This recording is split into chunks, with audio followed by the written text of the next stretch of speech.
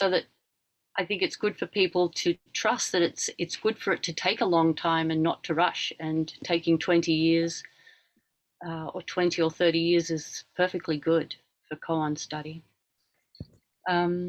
So I thought I would speak a little bit about a couple of passages from the Diamond Sutra, partly for my own benefit, because I don't tend to take passages out of the main sutras very often, but I thought I would do it today. So I'm going to start by reading a little bit from Reb Anderson Tenzin Roshi's fairly recent book, Entering the Mind of Buddha, where he speaks a little about the Diamond Sutra, and he's referring to the part of the Diamond Sutra that our sixth ancestor Hui Neng was awakened by. The Diamond Sutra repeatedly expresses a somewhat surprising logical formulation to help bodhisattvas train in perfect wisdom. I call this the logic of perfect wisdom, or the logic of non-abiding mind. It could be stated this way.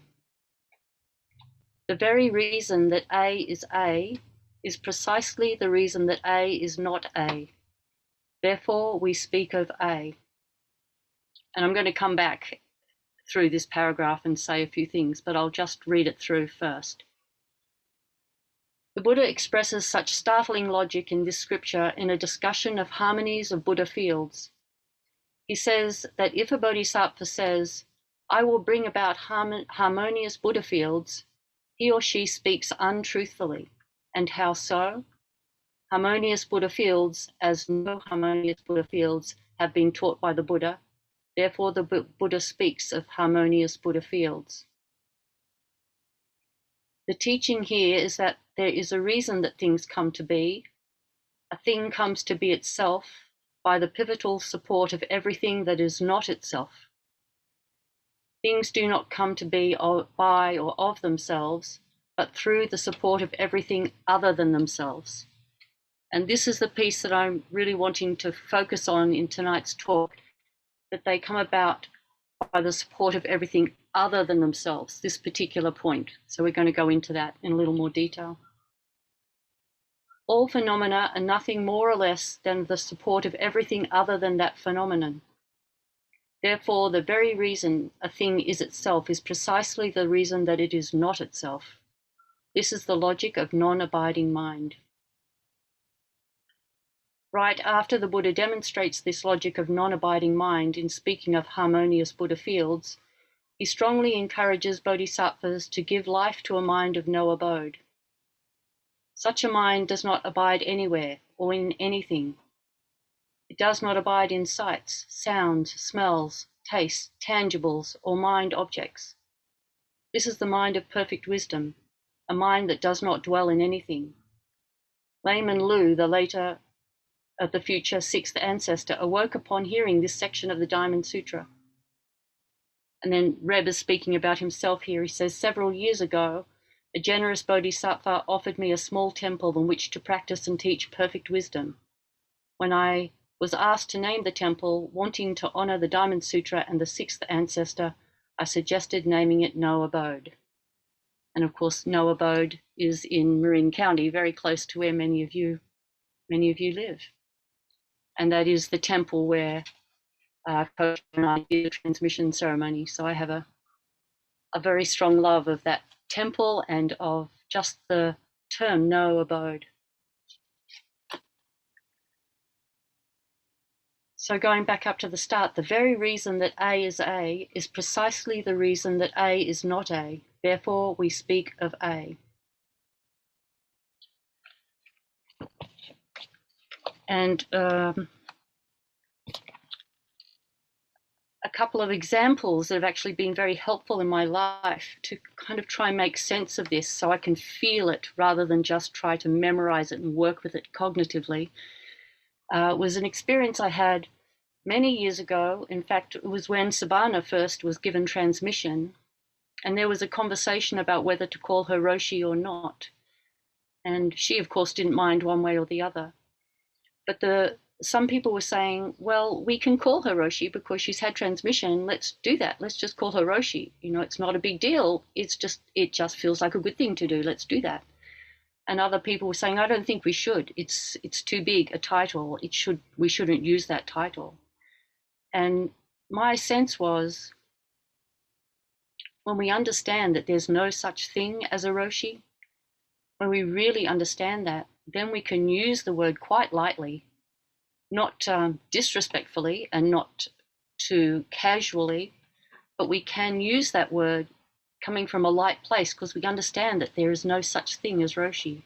And so therefore it was kind of good to just call her that. And it felt like a lovely thing for Australia. It was the first Diamond Sangha Roshi in the country, and it just happened to also be a woman too. And it felt a little also that being strongly averse to using that word was actually giving that word too much power, was making the word too concrete, was sort of ratifying that word too much and the concept too much. So it was with a lightness that one could say, let's do that. We're going to call her Roshi. There was a lightness in that. So that's kind of an example of an application of seeing that something is made up of everything other than itself. And another example that I can't remember where I heard this. It might have been when I was back in art school a long time ago, or it could have been somewhere through Dharma discussion. And so I can't tell you for sure if this is completely accurate in terms of chemistry, but I'll describe this to you and you'll see that it's lovely whether it's 100% accurate or not. So if you have a surface, say, that's red, the reason it looks red is because that surface absorbs all the colors of the spectrum except red, and it reflects the red back. Mike is nodding, so at least one person has heard this before. So the thing that we see that is red is everything other than red. And it's just wonderful. If that is actually accurate in terms of the chemistry, that's wonderful. But it's also a very helpful way for us to understand that this applies to everything. That the thing that you see is an appearance, and the thing that it appears to be is made up of everything other than the thing that we think it is. Like everything other than the thing that it appears to be. That there's no red at all. Because then, of course, you just apply that logic to all of the things that all the things that make up something, each of those things are not themselves. So all of the other colors that the surface absorbs and doesn't reflect back, each of those colors also are made up of all the other colors except the one that they are reflecting back. So we can apply this to everything, and in that process there's nothing that we can really get a hold of. So before going further, I'd like to read a little bit from a translation of the Diamond Sutra. The section that Reb refers to in his article, it's section 10, and I'm reading from this copy of the Diamond Sutra and the Sutra of Huineng, translated by Price and Wong Mulan Ian. I'm not quite sure how to pronounce that. So I'll just read this section out. Buddha said, Subhuti, what do you think? In the remote past, when the Tathagata was with Dipankara Buddha, did he have any degree of attainment in the good law? No, world-honored one. When the Tathagata was with Dipankara Buddha, he had no degree of attainment in the good law. Subhuti, what do you think? Does a bodhisattva set forth any majestic Buddha lands? No, world-honored one. Wherefore? Because setting forth majestic Buddha lands is not a majestic setting forth. This is merely a name. The Buddha continued, therefore, Subhuti, all bodhisattvas, lesser and great, should develop a pure, lucid mind, not depending upon sound, flavor, touch, odor, or any quality. A bodhisattva should develop a mind that alights upon nothing whatsoever, and so should he or she establish it. Subhuti, this may be likened to a human frame as large as the mighty Mount Suru. What do you think? Would such a body be great? Subhuti replied, great indeed, world-honored one. This is because Buddha has explained that no body is called a great body. So when it says a bodhisattva should develop a mind that alights upon nothing whatsoever, when we see the world through this no, through mu, when we understand through no, we then can function through yes. We can function through wu. That's the bodhisattva side. The emptiness, wisdom side is no. Everything is mere appearance. It is made up of everything other than itself. I think this is a particularly beautiful piece in the Diamond Sutra. It is made up of everything other than itself. It's not just dependent upon other things, which in the end gets you to the same place, but the particular emphasis here, it's made up of everything other than itself. It absolutely is not itself. It is not what it appears. When we have that wisdom and we're not forgetting it, then we function with yes, paradoxically. And the reason I think that we can function with yes, say yes to the cries of the world, say yes to the requests of the world. The reason we can say yes is because we are not functioning from delusion. When we function from delusion, it's exhausting, it's tiring, because it's not in accord with reality. It takes up energy to be functioning not in accord with reality. When we really understand the no, our energy is free. Our energy is free up. And in that freedom, we can say yes and yes and yes. And of course, sometimes we say no just because we have to look after our bodies and we have to feed it and make sure it sleeps and so on. But our overall bodhisattva, bodhicitta energy is yes. We say yes.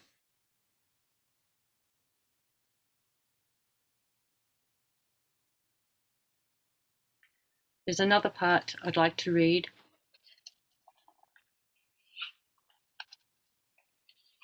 This is called Real Designation is Undesignate, section 9. It's a little longer, but I'd like to read the whole thing.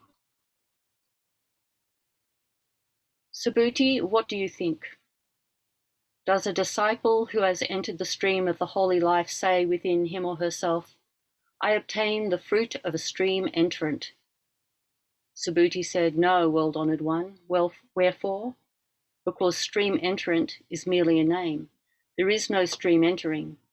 The disciple who pays no regard to form, sound, odor, taste, touch, or any quality is called a stream entrant. Subhuti, what do you think?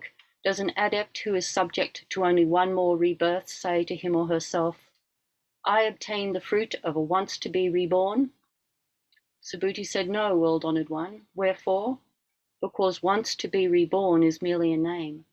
There is no passing away nor coming into existence. The adept who realizes this is called once to be reborn. Subhuti, what do you think? Does a venerable one who will never more be reborn as a mortal say within him or herself, I obtain the fruit of a non-returner? Subhuti said, no, world-honored one. Wherefore?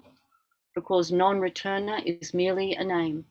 There is no non-returning, hence the designation non-returner. Subhuti, what do you think? Does a holy one say within him or herself, I have obtained perfective enlightenment? Subhuti said, no, world-honored one. Wherefore? Because there is no such condition as that called perfective enlightenment. World-honored one, the holy one of perfective enlightenment said to him or herself, such am I. He or she would necessarily partake of the idea of an ego entity, a personality, a being, or a separated individuality. World-honored one, when the Buddha declares that I excel among holy men in the yoga of perfect quiescence, in dwelling in seclusion, and in freedom from passions, I do not say within myself, I am a holy one, a perfected enlightenment, free from passions. World-honored one, if I said within myself, such am I, you would not declare Subhuti finds happiness abiding in peace and seclusion in the midst of the forest. This is because Subhuti abides nowhere. Therefore he is called Subhuti, joyful abider in peace, dweller in seclusion in the forest.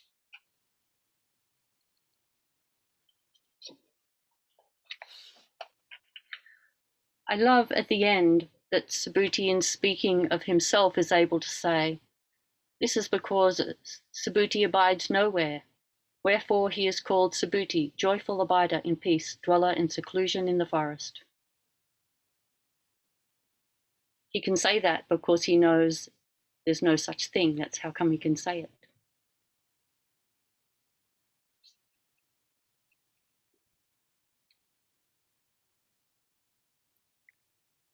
When we understand in this way, we can play, be playful, be light-hearted with, be wholehearted with all the appearances of the world. And when we do that, we don't leave a trace, we don't leave stains, we don't leave a mark.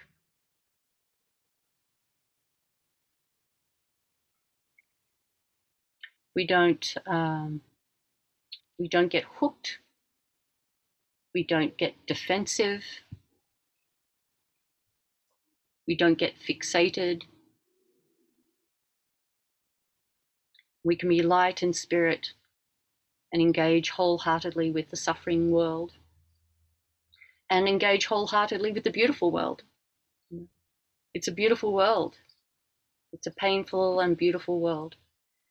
And we can engage wholeheartedly with it when we understand that each thing that appears before us is made up of every other thing other than itself.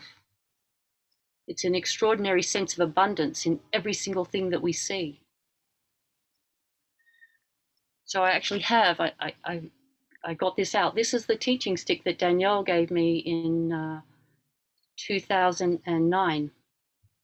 And it's a beautiful piece of natural wood that's been polished.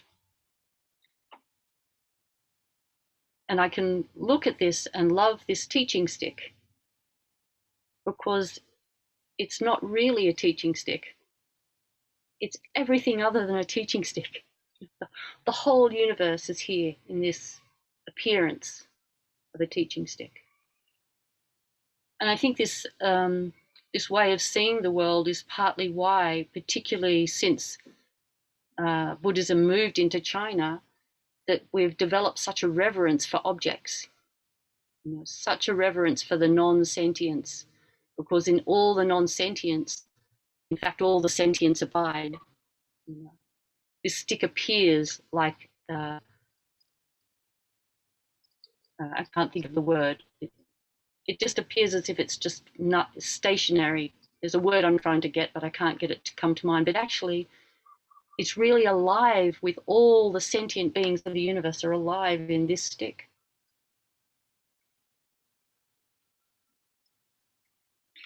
And one last thing I'd like to say and then open it up for discussion is these teachings can sound very abstract or sound lofty, but their application is completely in ordinary everyday life. And just this morning, I had this great example of it for myself, which I'm kind of grateful for. Someone nearby had planted some fresh grass on their lawn, and some car had driven over the corner of it, which obviously wouldn't be very nice for the newly sprouted grass. And they said to me, you know, it's really important not to drive your car on this newly planted grass, with the strong implication that it had been me that had done this, had driven onto this grass. And I just sort of said, oh, absolutely, I'll be incredibly careful not to do that. And it was kind of nice to not have to go, it wasn't me. I didn't drive on the grass. It wasn't me. there's no need to do that. When we really understand that in that person who is a little upset, which is fair enough, it's newly growing grass, that they can contain me, they contain everybody else. And I am empty of nettiness. I'm empty of nettiness. So there's no need to defend, no need to say it wasn't me, just no need whatsoever. And then, as it so happened, a few hours later, the spouse came up and said to me, "Did my husband mention to you about not driving your car on the grass?" So I got a second opportunity to go, "Yes, they did. Absolutely. I'll be very careful not to drive on the grass." So the application of these ancient teachings is right there in our absolutely ordinary life. Totally everyday things is where we apply these teachings, not in lofty situations, just in the moments that we never can predict, that just arrive in front of us, where often those situations, when they arise, they generate in us sometimes a sense of separateness. And there's so many situations that generate a sense of separateness. You there, me here. I feel slightly put on the spot or criticized or blamed or whatever it might be, or in danger, and we concretize around that.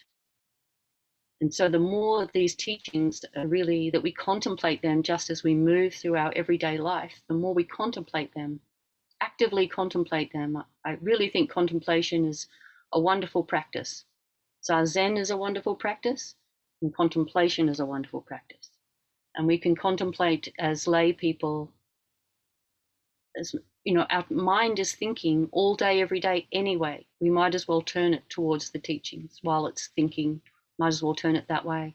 And then these moments arise uninvited, and there we can just in that moment suddenly realize, oh, in this moment, I am not attaching to myself as a separate person and to them as a separate person. I'm not doing that. In this moment, I can drop all of that and say, absolutely, yes, or whatever is required.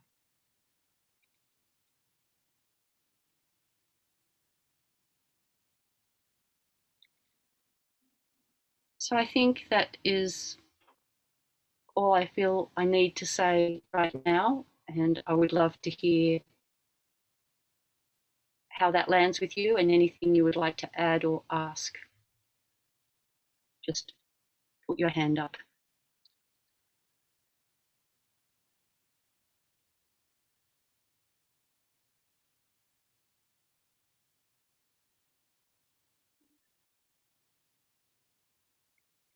Mike. I really am just incredibly touched by this. Everything is itself because of everything else, or everything is itself because it's not itself. There's something very powerful about that, and I can feel places where I walk through my day and I become Mike and you become Neti, and there becomes a place to defend. And there's a poem from I think a feast that goes, "Isn't all conversation just an attempt to defend a crumbling fort?" And let it fall, and so do you have any advice for me in places when I notice that I'm hooked, but I'm not quite open enough to be in that, to be able to drop into that I am you and me? Any advice for kind of opening skillfully the kind of the heart? Well, I think I would just be really appreciative of the fact that you notice that you do get hooked, because that's I think the moment of growth. That's the moment of deepening and practice. Just like in Zazen, when we're sitting there and our mind has wandered maybe for a little longer than we kind of had hoped into thinking about something, and we go, wow, I think I've been maybe 10 or 15 minutes on that. That moment is the sacred moment. That's the moment filled with grace, is that exact moment that we notice. So I think we don't need to do more than that, is just notice, wow, I was a little defensive. My heart rate went up just then. I think that's all that's required, because my sense is that our deep Buddha nature desires to be well and desires to be connected to community, And so all we really need to do is notice when we're not doing that. And that frees us to just naturally move towards that sort of, that wise sense of total interpenetration between us and all other beings. Our Buddha nature wants to do that. It's only our delusion that gets in the way. So simply noticing that moment of delusion is all I think that's required. There's nothing we have to add, just notice the moment. I hope that feels okay. Thank you. Very helpful. I'm grateful for that teaching. Neti? Scott. I just want to say thank you for that wonderful teaching. And I found it extremely to the point of my own practice, because I'm dealing with these things in my practice, and I'm working with Mu, as you know. And I found your description of this of the no of Mu and the yes of Mu to be really wonderful kind of clarification in any way. And but in general, I just want to thank you for a really wonderful deep teaching. So thank you. It's all there in the Diamond Sutra. And this copy, actually, Scott, you gave this to me. This is the copy you gave me before I went on my solitary retreat, and I read it, while I was there.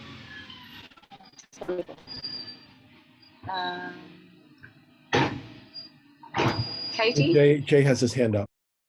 Oh, okay. Jay. Katie, go ahead. Go. You already did. Let's be with it. Katie was unmuted. I just butt in. I didn't even put my hand up. Sorry.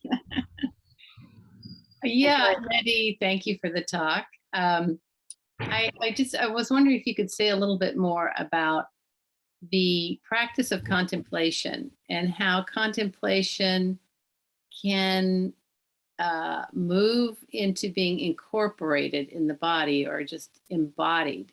It always seems to me like a cerebral, intellectual kind of thing, like understanding what you were talking about in a certain way. But how, this is kind of like maybe Mike's question too, how do we, using contemplation, become embody the knowledge, the insight? I think one of the reasons I've loved koan studies so much over the years, and really do think it's particularly beneficial for lay practitioners, is because it encourages us to contemplate. At the very least, we need to memorize the koan that we're working on. So, maybe many of you have done this. I remember, I'd be driving my car, I'd have written on a slip of paper the case that I was working on, and at the traffic light, I would pick it up and think, I've got the first line, the second line, I need to add the third line. So I'd be memorizing the third line, put that down, next traffic light, think I've got the third line, let me add the fourth line. So what I was doing while I was driving was actually thinking about the koan I was working on, which was probably a better thing to be doing than maybe thinking about something random. I mean, there's nothing wrong with the kind of random thoughts we have, as in what we're going to do when we get home, what to cook for dinner, what I should have said differently to one of my children. There's nothing really wrong with those thoughts, but they're not necessarily deepening our understanding of reality. They're just thoughts that are within the realm of appearances in which we need to function. So what happened for me, and maybe there's a bit of a personality style that I have, but all of that koan training really just got me into a frame of mind where I would notice when my mind was just drifting on nothing in particular, and I would just sort of like gently kind of nudge it in, like, oh, let's get back to the Dharma, and then whatever happened to be ripe for me. Different periods of time, different teachings have been more ripe. I've been thinking about cause and effect or something. I might spend 6 months where that's really something I'm deeply contemplating, how profound that teaching is, because I think we understand the teachings at one level, And then something happens, often in sesshin, I think it can happen, where we just go like, whoa, and it just drops down an octave. You know? So just keeping on doing that. And then as if I naturally would get to a certain point of completion with that for that period of time. And then I might be thinking about impermanence, or, you know, the emptiness teachings, or like for a long time, I got very, very interested in now and just how indestructible now is. And I just found myself, I'd be driving my car thinking like, here's now and no one can take it away. You could bomb it. You could do whatever you like. It's not going to go away. No one can get rid of it. And that just became incredibly compelling for many months and over and over. And I think of some distant planet or star. It's now there. It's now there. It's now everywhere. It's just going on and on like that, you know. So, and I think when we just do that, we get into the habit. It's just like we're shifting our habit of mind. And the way I think that shift happens is by just noticing, like what I was saying with Mike, you just notice that you're just thinking about ordinary things, which is fine. But say, maybe right now, actually, I prefer to contemplate some aspect of the Dharma. And then after a while, we don't even have to do that. It's just become our habit of mind. And I think when it's more our habit of mind, it's just really in the body. It just goes into the body, and then it just appears beautifully and spontaneously when someone says something to you and you don't get defensive. And then we can have that nice little feeling inside, like, oh, the teachings work. The teachings work. You don't have to try and make them work. They just spontaneously work. Yeah, that's great. Thank you. Thank you. You're welcome. Jay. Okay, thank you so much. And thank you for bringing this up. The idea of being hooked and catching yourself in that has been up for me. And being able to step back from it and not react and then let sort of the wisdom come through has been very, very moving, really, to be able to kind of keep with that. But then the other place that it's really gone to is when I'm working with a group of people and I see them going through that, I'm blaming you and I'm blaming that. And there's something in that grace to be able to just guide it in the way, as opposed to like to be able to understand everybody has something that they need to say. And it doesn't need to be this conflict, that we all are connected in a way, and an ability to, within my own being hooked, to be able to be sensitive to other people being hooked and being really gentle with that, right? And being able to gently show the way you did the grass, description is exactly that. It's like, you knew you didn't do that. We didn't have to get into that. We don't walk on the grass, right? We can just stay with that wisdom and let it be. And it is such a gift to see the peace come through that, and the lack of drain of energy, really. I mean, to me, that was so stunning. This concern with whether I'm hooking into is so draining and delusional, really. And to be able to step back from it is wonderful, but then also to kind of feel it all together, right? With everybody, we're all doing that, right? And to be able to just be, right?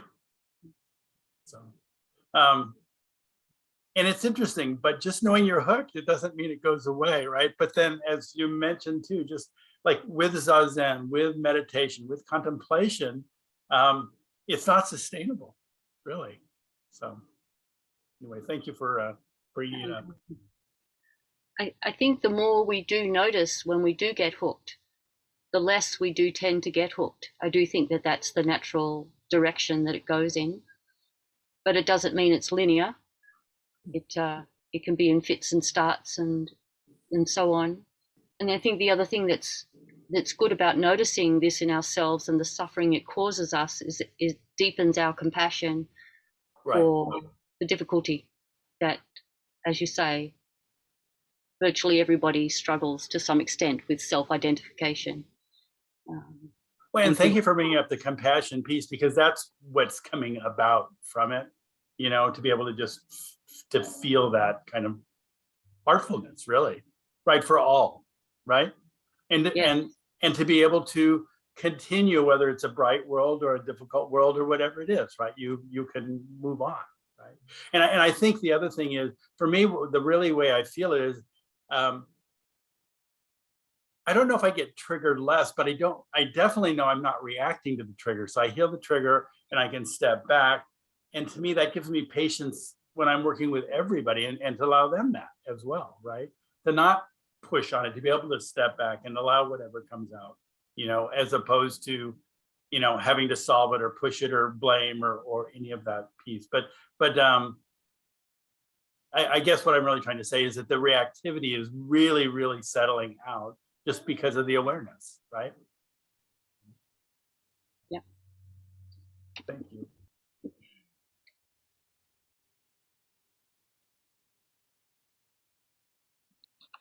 Sarah. Thank you very much, Neti. It's when you were talking about how that something is created by everything except for itself. And I think one thing I just wanted to say that before this, Gene Bush gave the talk at the Santa Cruz Zen Center, and he did a wonderful job of walking us through the Zendo. And he pointed like this person brought this wood and did this woodwork, and then that person did this carving, and then this person did this calligraphy, and you just saw like over all the years, all the different people that came and contributed to making this temple and this practice. And so that to me is an example of how it's completely interconnected and interrelated, and all these people, it took all these people and all these beings together to create this beautiful temple and this beautiful practice. And so I think that in a way of thinking about it that way, that it's not like any one of us, but all of us together creating this beautiful world together, that helps me to come back into the present and remember, like stop separating and just remember that we're all creating this together. And thank you very much for everything. So just to continue with that line of thinking, not only is the temple made by all of those people and all of the wood and the natural materials and so on and so forth, it's made of all of those things other than, like, there's no temple. There's all of that, but there's actually no temple. And this is what the Diamond Sutra is speaking to here. And if we can remember, we can love and say yes to the temple and care for the temple and be so appreciative of the temple. But remember there is no temple. There's only everything other than temple. Then if an earthquake comes and it falls down, we can just go, oh, damn. Shall we build again or not? Let's work out what to do next. But we don't get mortified. We don't have to collapse because there was no temple. This is the particular point from today's talk that I'm wanting to sort of work with for myself, is really to see that piece. It's made of everything other than the temple. The temple is the appearance, and we care for it. That's the yes part. But there's actually no temple.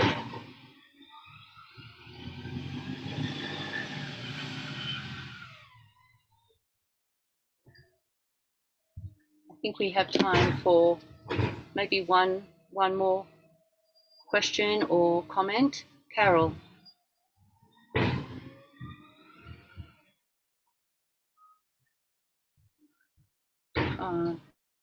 Seem to still be on mute.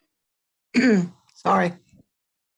It's very slippery. It's hard for me to hold on to what I want to say because it's so, yeah. But what you just said about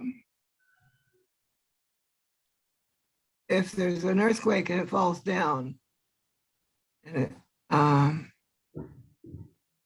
we don't have to, whatever you said, we don't have to do. We just determine, oh, well, do we rebuild or not? We do what needs to happen next. It made me think about death. and what we do when someone dies. And, or I die, maybe I die. That's a better example.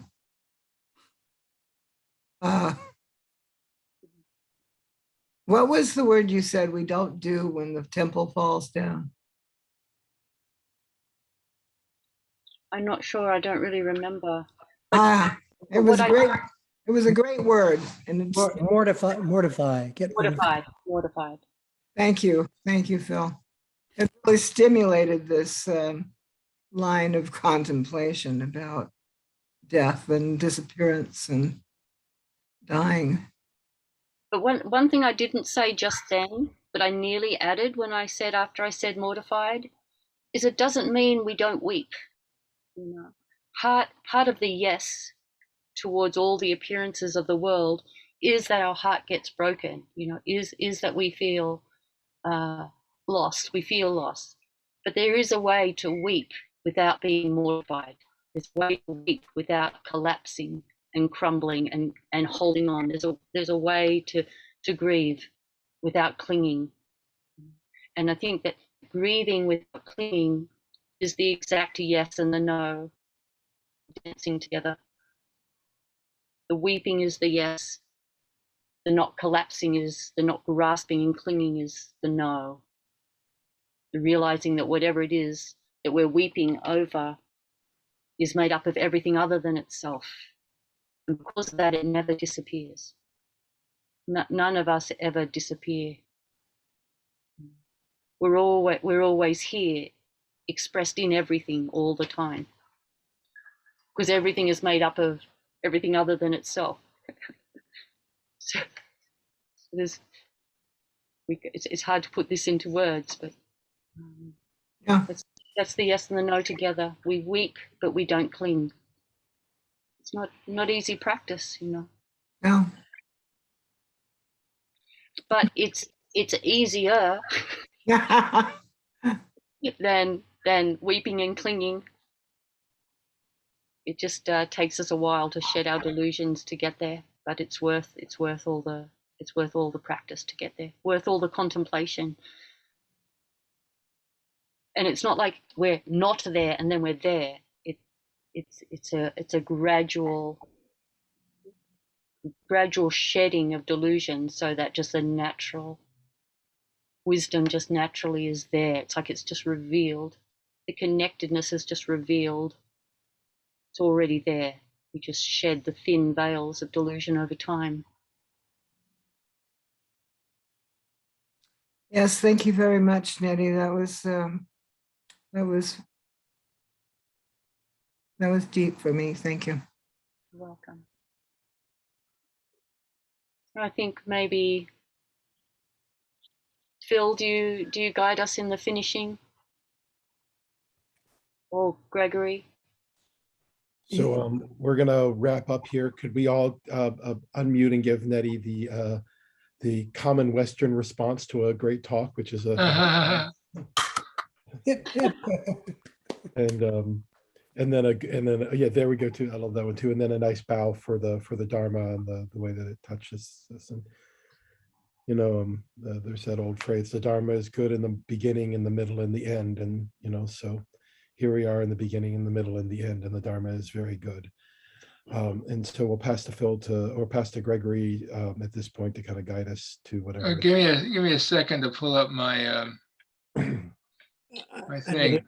If there are any more additions or changes to the dedication lists? Yeah, Jerry needs to go on the death list. Jerry Adamovitz. Yeah, Bill gave me that note. Okay, great. I'll probably have a few to come off next week, but I don't have any now. Anybody have someone else?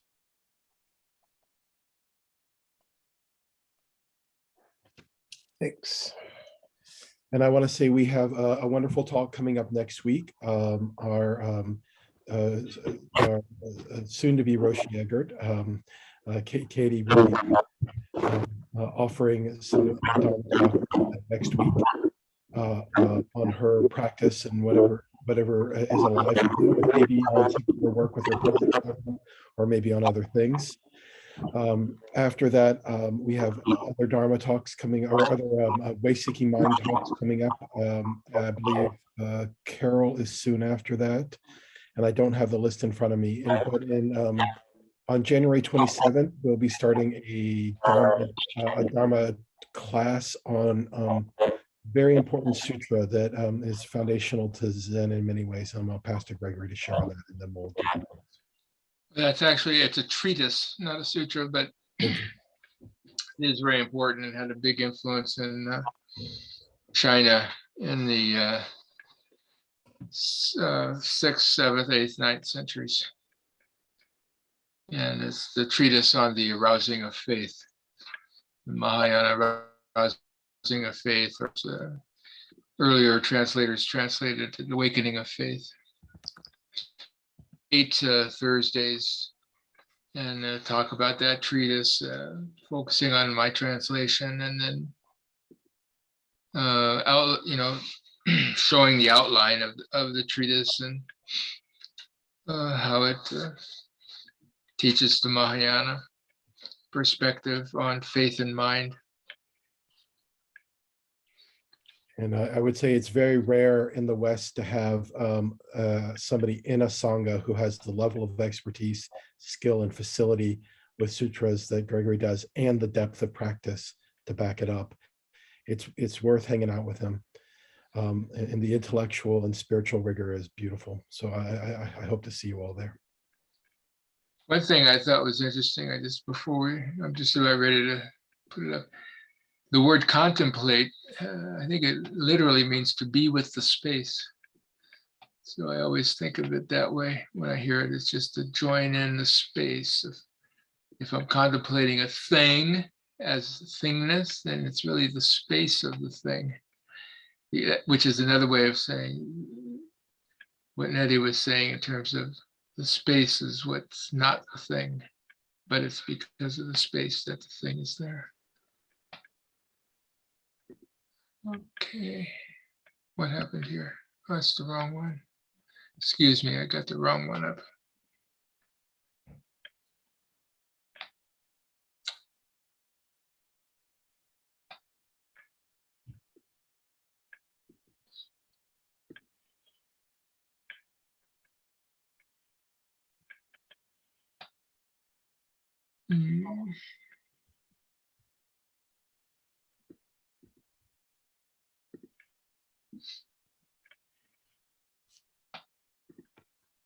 There's the online event page is in the chat as well, if you want to go and check it out.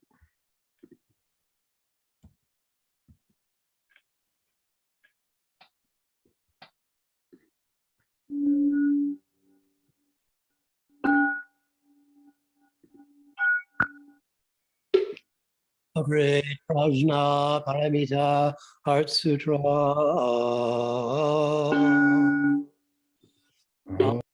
Alokiteshvara Bodhisattva practicing deep prajna paramita clearly saw that all 5 skandhas are empty, transforming all suffering and distress.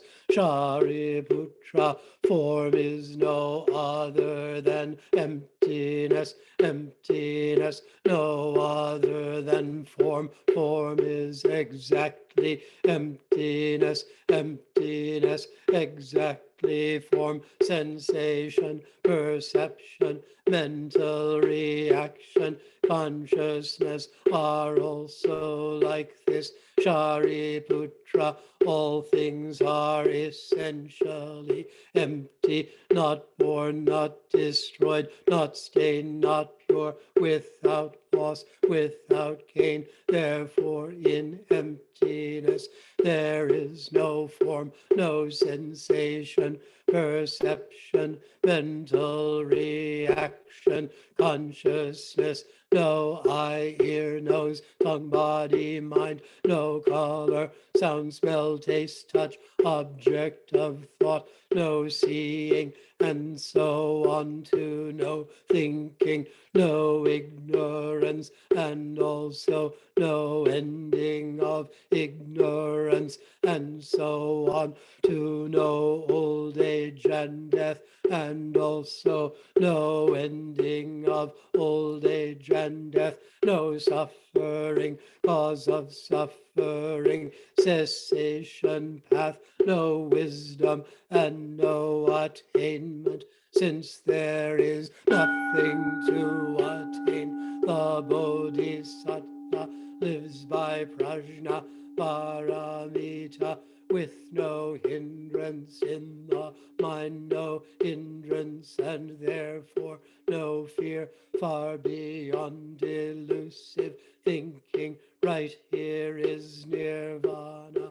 All Buddhas of past, present, and future live by prajna paramita, attaining anuttara samyak sambodhi. Therefore know that prajna paramita is the great sacred mantra, the great vivid mantra, the unsurpassed mantra, the supreme mantra, which completely removes all suffering. This is truth, not mere formality. Therefore set forth the prajna paramita mantra. Set forth this mantra and proclaim gate, gate, paragate, parasamgate, bodhisattva.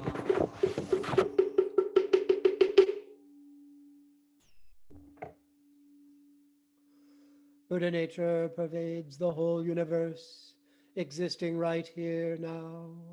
Whenever we send forth these invocations, they are perceived and subtly answered. We give thanks to Shakyamuni Buddha, Daosho, to all our ancestors, and to the unknown, unnamed women. May we wake up to our true nature, together with redwoods and salmon, and the many beings of the world. We dedicate our sutras and our zazen to those who are sick, Maggie, Marina, Ryder, Steve and his parents, Norma, Denise, Tim and Jennifer, Jerry Bell, Doug Bryce, Jeff Chan, Henry Changaris, James Changaris, John Changaris, Abby Conkin, Finnegan Greenman, Anne-Marie Harrington, Emmett Harrington, Ishan Haven, Ruth Heel, Brian Johnson, John Ole, Janchub Punchak, Brooke Rowland, Ed Solt, Carolyn Stevens, Daniel Terragno, Len Tron, Lynn Tuttle, Temre Uzunchan, Gregory Wonderwheel. May you be whole. And we dedicate the merits to those who have recently died. Patty's sister, Jerry Adamovitz, Rosario Alemparte, Mary Eggert, Johnny Gunella, Bell Hooks, Barbara Len Schmidt, Don McCorkle, Desmond Tutu, Wendy. May you rest in deepest samadhi. May we dispel greed, hatred, and ignorance as we practice, realize, and manifest the enlightened way together. All Buddhas throughout space and time, all Bodhisattvas, Mahasattvas, the great Prajna Paramita.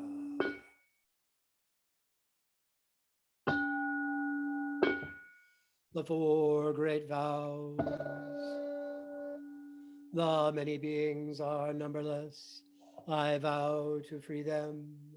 Greed, hatred, and ignorance rise endlessly. I vow to abandon them. Dharma gates are countless. I vow to wake to them. The Buddha way is unsurpassed. I vow to embody it fully. The many beings are numberless. I vow to free them. Greed, hatred, and ignorance rise endlessly. I vow to abandon them. Dharma gates are countless. I vow to wake to them. The Buddha way is unsurpassed. I vow to embody it fully. The many beings are numberless. I vow to free them. Greed, hatred, and ignorance rise endlessly. I vow to abandon them. Dharma gates are countless. I vow to wake to them. The Buddha way is unsurpassed. I vow to embody it